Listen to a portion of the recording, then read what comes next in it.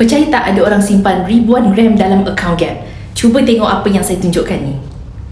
Mungkin ada yang tanya, tak takut hilang ke? Tak apa ke simpan emas banyak-banyak dalam akaun? Ini antara kerisauan biasa bagi mereka yang simpan emas banyak-banyak dalam akaun Gap. Untuk pengetahuan tuan-puan, akaun Gap adalah satu platform simpanan emas yang sangat dipercayai. Kita boleh simpan emas dalam akaun Gap tanpa rasa risau. Akaun Gap beri kemudahan kepada orang yang takut nak simpan emas fizikal seperti ini, mungkin disebabkan kawasan perumahan tersebut tak selamat ataupun hilang akibat kecuaian. Sebab itu, Public Gold ada akaun emas Gap untuk kita simpan emas tanpa sebarang caj simpanan. Tak kisahlah sama ada tuan-puan nak simpan berkilo-kilo dalam akaun emas Gap, ianya tetap di-backup oleh emas fizikal seperti ini. Untuk pengetahuan tuan-puan, emas yang kita simpan dalam akaun Gap itu adalah emas fizikal.